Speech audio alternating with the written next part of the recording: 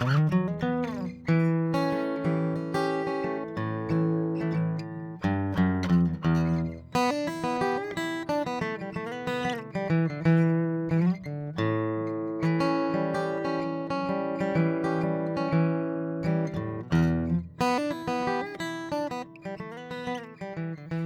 Insane Transformation Podcast. Because after a 10-hour day, who doesn't want to listen to an innovation consultant tell you how to run your business?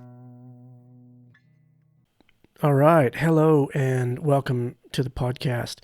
So we're going to try a new activity today, I think. What I want to do is I'm going to actually record the video for this. I've had quite a few people ask if I can do this as a video, and I've sort of hesitated just because of the extra production time that it adds. I'm very much about being agile and trying to get the content out relatively quickly. That's why I don't work to a massive production schedule. I don't sit and create a bunch of notes for the podcasts. I just sort of talk to my experience and my knowledge. And anyway, I haven't done the videos just because of that extra element of effort that is required, but I will give it a go because I've had a number of people ask. So what I'll do is I'll still have the audio version, which many of you will probably be listening to right now. And then I'll put another version with the actual video onto MikeIarossi.com. And there'll be a link to the YouTube channel there. Otherwise, you can just go to Mike Iarossi on YouTube and you can see the YouTube videos there.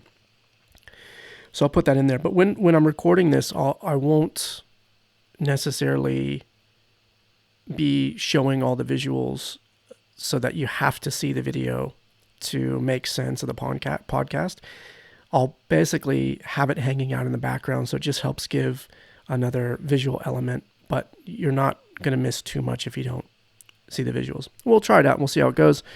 Maybe I'll do one episode like this. Maybe I'll do 10. Maybe I'll just do them like this from here on out.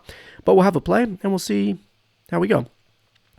So today's episode is really on something that I just have not wanted to get into for various reasons. And this is what's happening with COVID.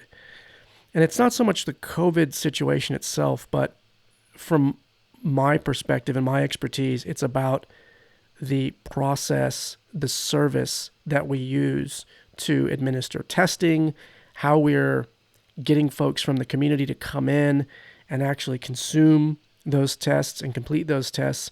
And I've really steered well clear of this. I think now, however, though, it's probably time to just share my thoughts and opinions on this, because you would think that there's a period of time, there's a teething period where when a new process gets created, we make mistakes, we fall over, and that's totally normal. But the expectation is that there's an iteration that happens where you take whatever the original process was and you improve it, right? You iteratively improve that process, that design, that service, whatever. And unfortunately, it's just not happening almost at all. I mean, we can look at the current situation where we're asking folks, and I'll just take the New South Wales example. So this is for my brothers and sisters in America and in Europe and Asia. This is probably, I can't speak to how the testing is done over there, so this probably won't, or may resonate with you, but it probably won't resonate as much as with our Australian listeners. So the situation in New South Wales is we've had this recent flare-up, and this is the Delta variant, and we're asking folks within one of the communities, 100% of folks that live in that community, to go out and get tested, and for them to get tested every 3 days while we're in lockdown, while we're trying to get this under control. Which, okay, I'm not going to give any criticism or thought on that, but what I will talk about is the design of the process for administering those tests. What do you think is reasonable for? What's a reasonable amount of time for a 65-year-old woman to sit in her car and wait for a test? What's a reasonable amount of time? Is it an hour? 2 hours? 3 hours maybe?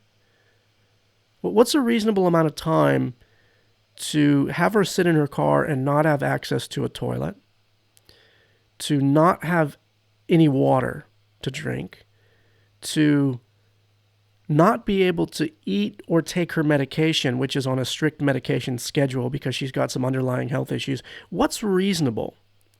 And then not just reasonable, but what would you think would be a considerate amount of time to expect to have this person wait in their car?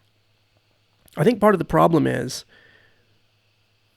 the folks that are pushing the requirement to those members of the community to go out and get tests.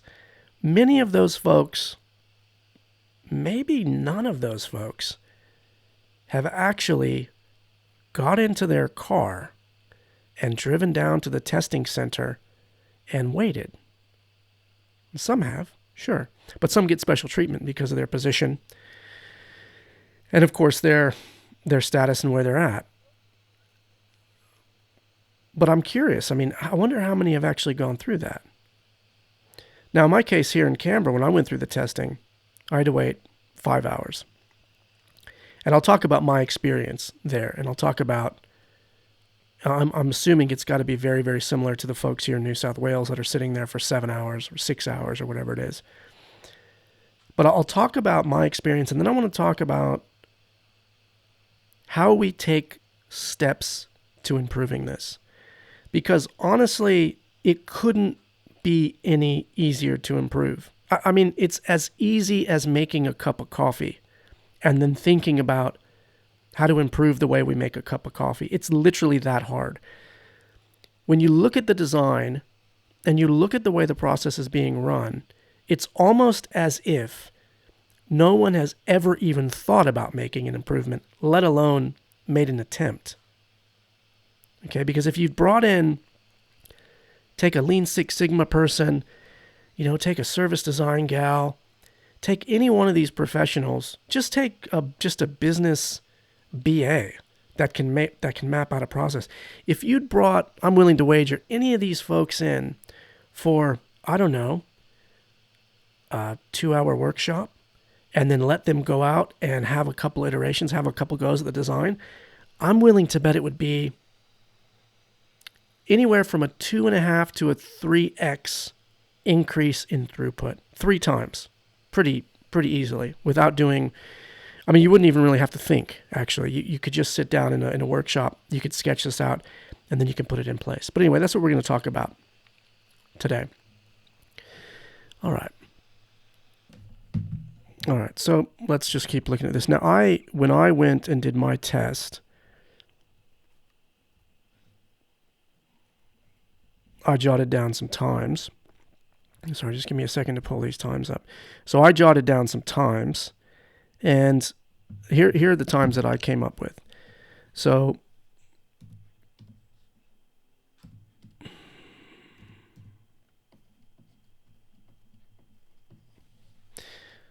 what I was looking at when I did this was I was looking at how much time it took for each car to go through. So there was actually 2 rows of cars, okay?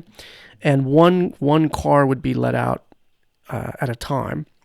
And so I was looking at the flow of these cars, and I started just keeping, I was basically using a timer on my phone, and I just started to keep a running tally of the average time for each car to come through the system, okay?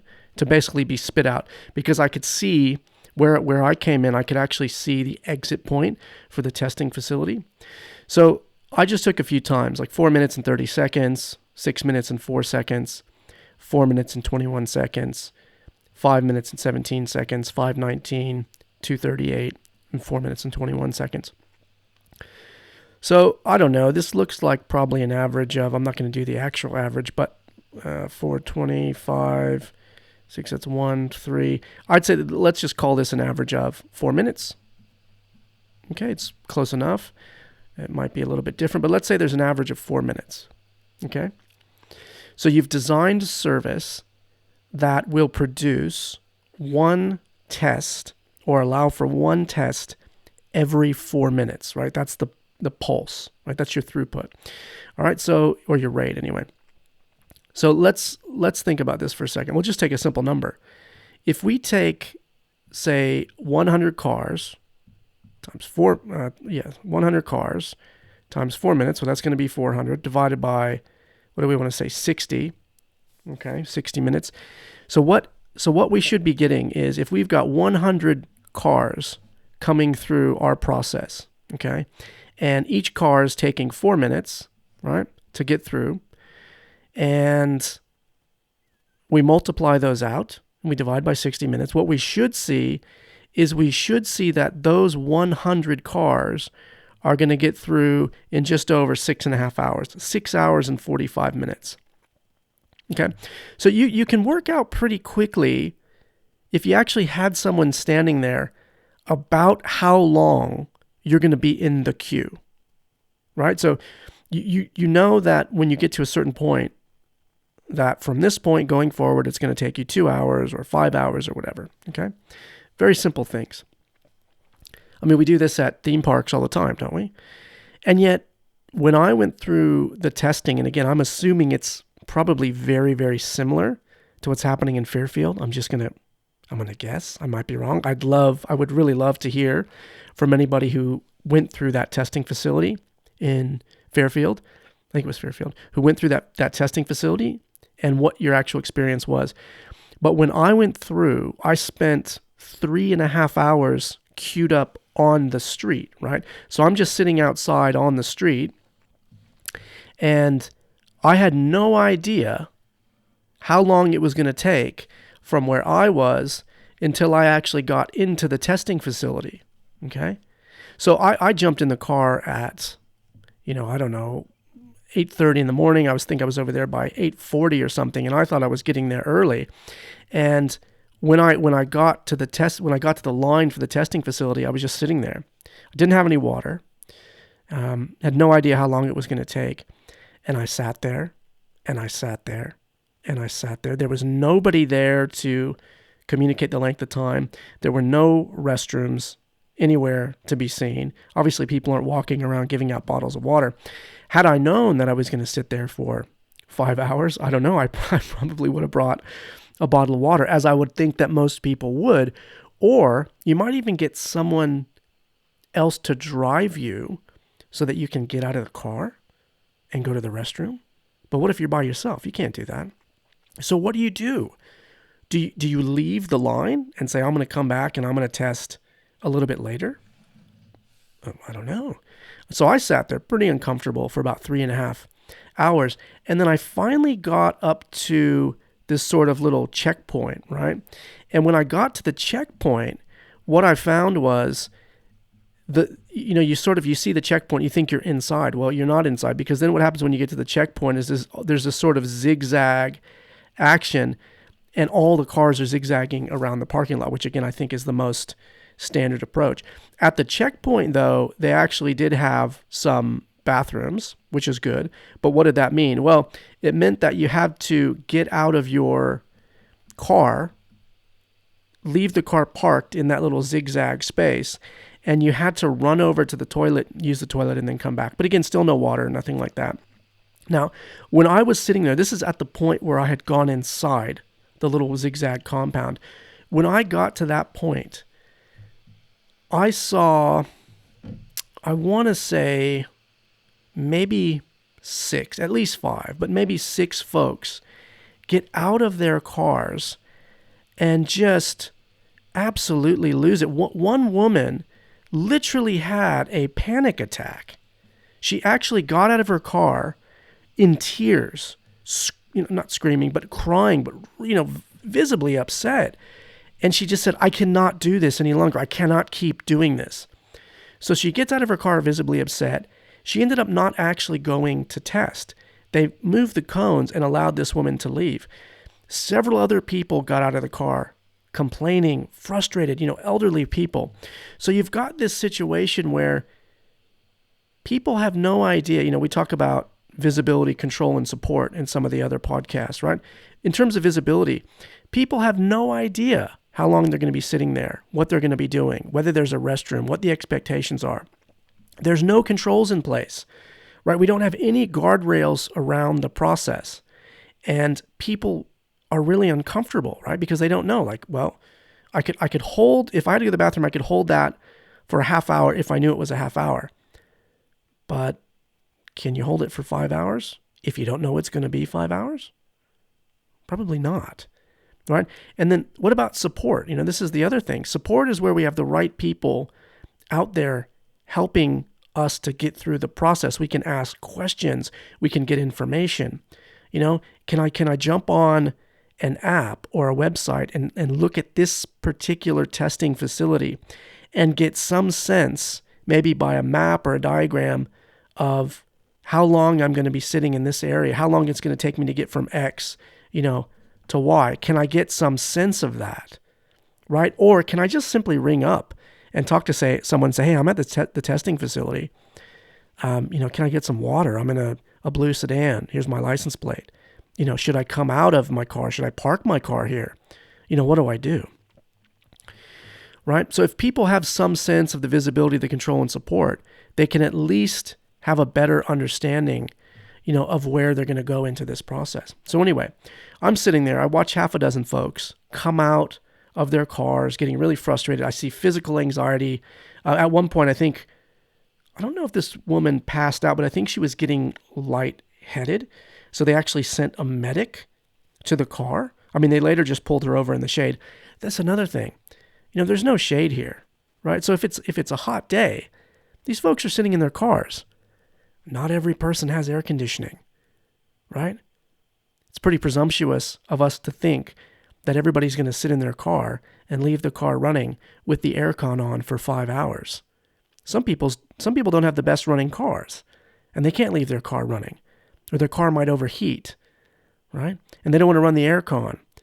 So they put the windows down, but it's still hot, and they're breathing in exhaust fumes. And you can say, well, yeah, shut your car off. Okay, fine.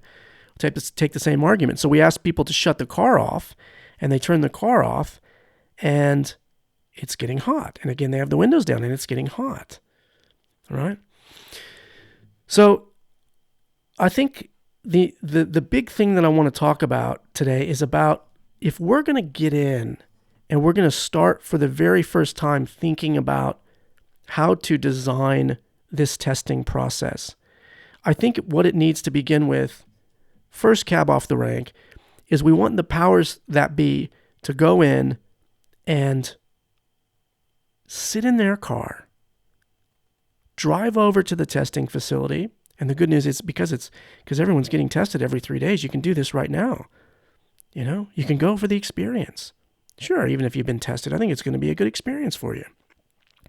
And you can perform what we call, something called a DILO. What's a DILO? A DILO is a day in the life of, right? And a day in the life of is one of the best ways for folks to get out and experience the problems.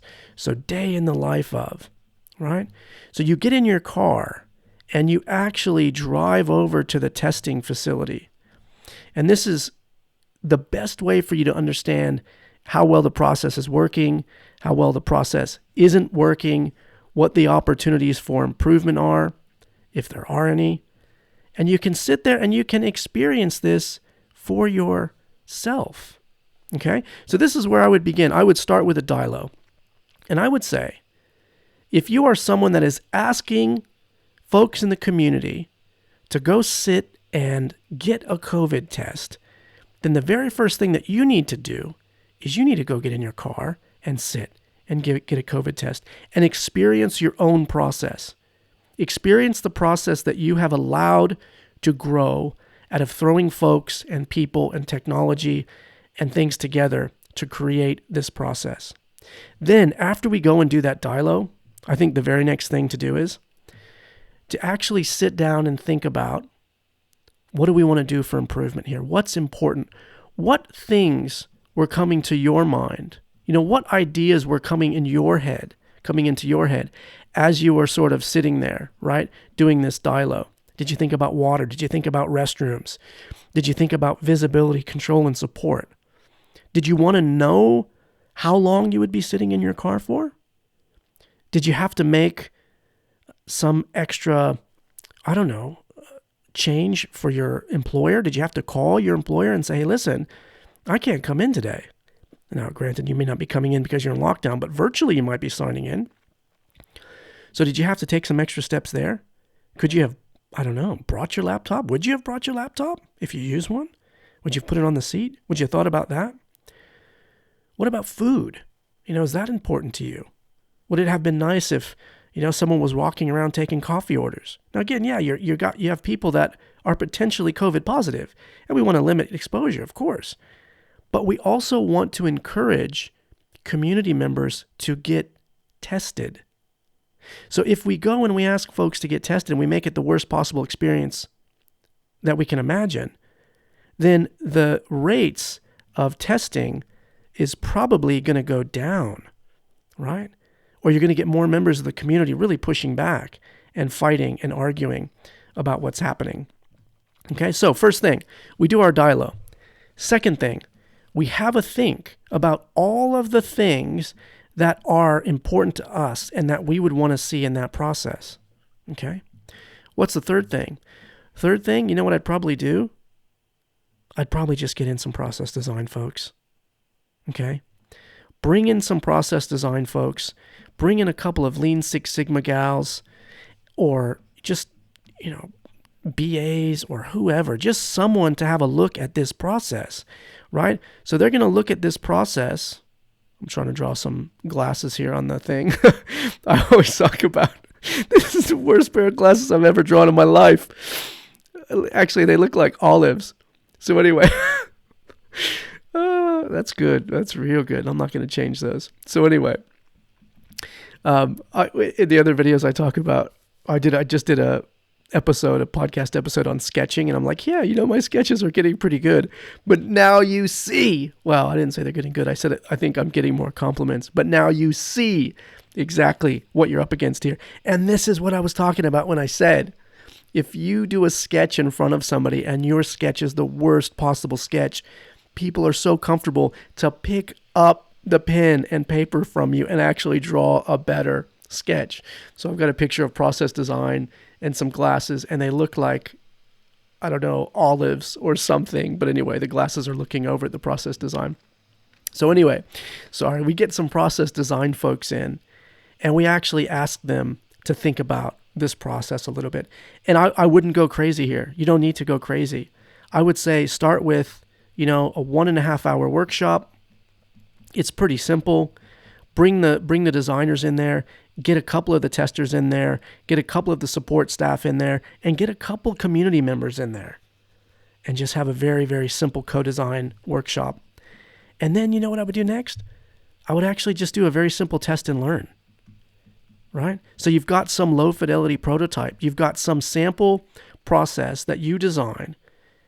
Because you're doing this every day, go out in the community and start using it. Start using it in the testing facility. Make a change to one of the lanes. If you've got 2 lanes going, make a change to one of the lanes. All right, so run that test and learn. And then pretty simple, iterate. Okay? And then you're going to find that there's going to be things that you want to sustain. And then you're going to find that there's going to be things that you want to improve. And then just rinse and repeat. Okay? It's not hard stuff.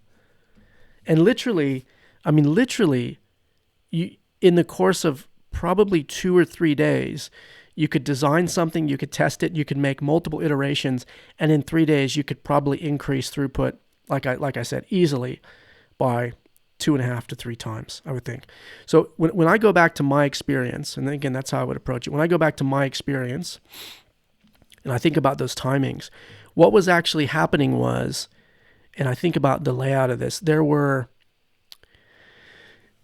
one person that was sitting there sort of taking details, and this person didn't know how to type. This person was like chicken pecking on the keyboard.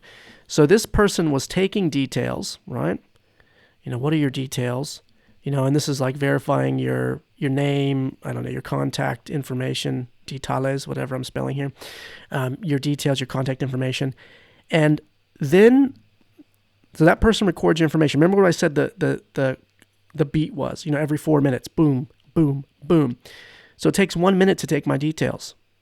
Okay? Now just think about this in your mind for a second. She records my details. It takes 1 minute. Now she's sitting here doing nothing for 3 minutes. Literally sitting there doing nothing for 3 minutes. Not moving to the next car, not moving 2 cars down.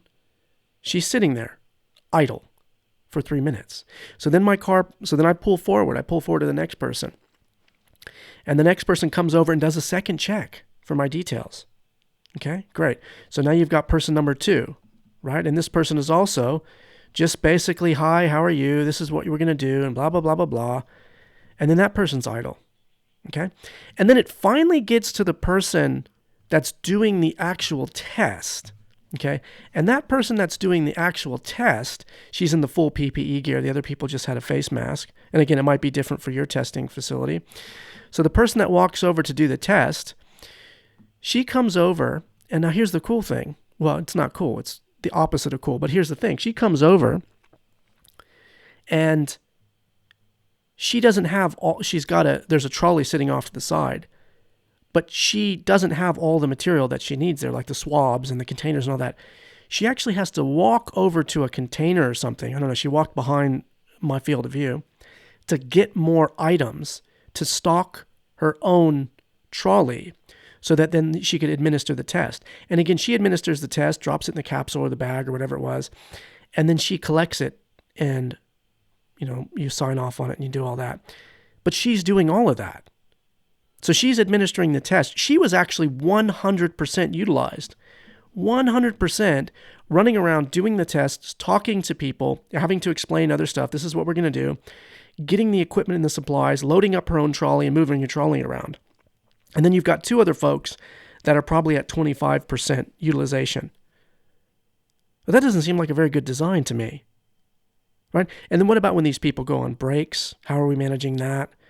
Right? Things like that. But it's just very simple. It would be very, very simple for you to have the folks that are capturing the details to actually move down the line a bit and capture details for 5 or 6 cars.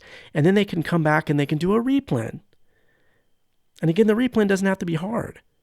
You can have some signage there on the cart and a little home on the cart that tells you what you need, where it goes, and what the quantity is. So that person, that little runner, again, if you just want to use the same person, so that person that's getting the details is also acting as a runner, and they're keeping that cart full. And again, if you're worried about exposure, put them in full PPE. Okay? But anyway, this whole process can be improved at least by 70, 80%. I mean, no problem. If it takes you 1 minute to get a test, then the average beat should be 1 minute. Really, that's what it should be. You should be churning out a car every 1 minute, not every 4 minutes, not every 5 minutes. Okay.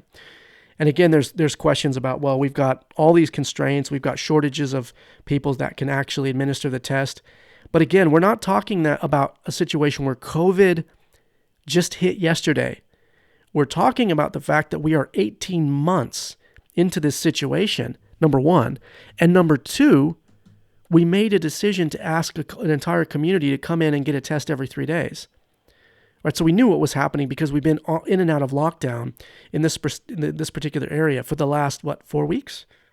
5 or 6 weeks? All right. Mobilize, activate those folks. You should have some lead indicators on the amount of the number of folks, the quantity of the folks that are trained, that are within a geographical location to administer tests. You should have some lead indicators on the number of tests we have available. We should have some lead indicators on the performance for testing, okay? So look, again, I've not wanted to get into this situation with COVID testing for a long time for a number of reasons, but I think now it's a matter of we've got to get the folks that are making the call on what needs to happen, and we've got to get those folks to actually go out, get in their cars, and perform a dylo, right? Day in the life of. Get in your car and sit there for 7 hours and experience it. And then I've said this before, and I'm not joking. I will do this for free for you. I will come down for 4 hours. And I'm sure there are a lot of people that will do this pro bono. A lot of people that would do this pro bono for you. Okay. And they will help out because we just want to improve the situation for the poor folks that have to sit in their cars and go through this. Okay. So there are folks that will do this and it doesn't cost anything. Okay. Leverage the pro bono. Get some designers in there. Get some people in there to help design this. But it all starts with the dylo. Right? To say that, yeah, well, we've just got to be patient. To say, oh, you know what? Well, this is just the way it is. We're sorry for the inconvenience. That's not good enough.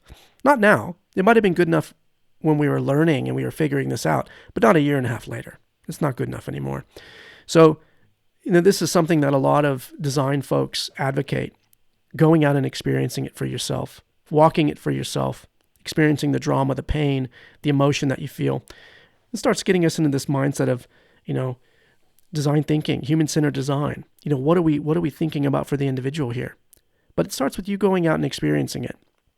Okay? And anyway, I hope this helps. I hope this, and I genuinely, I'm not having a go at anybody. I'm actually saying there's a way through this. There's a way to the other side. And the way to the other side is firstly to go out and experience it. And then ask yourself, do you want to make some improvements? And if you do want to make some changes, what are those changes? Make a list. And then get some folks in there to help you design it or redesign it. It doesn't have to be hard. It doesn't have to be difficult.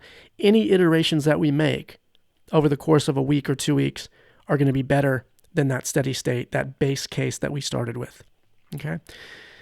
Anyway, look, I hope you enjoyed this week's episode of the podcast, and I sincerely hope that we get some improvement for testing because I really think that it's inconsiderate and it's not fair to expect folks from the community to go and sit in their car for 4, 5, 6, 7 hours at a time. It's just not reasonable. And until we actually make that safe space or create the space for these people where it's safe and it's comfortable, we just cannot continue to ask people to have to endure that. And saying that that's just the way it is and I'm sorry and there's going to be a bit of an inconvenience, frankly, that's just not good enough. Not in this day and age, not now, a year and a half into this COVID situation. Anyway, hope all's well. Keep innovating, and we'll see you soon.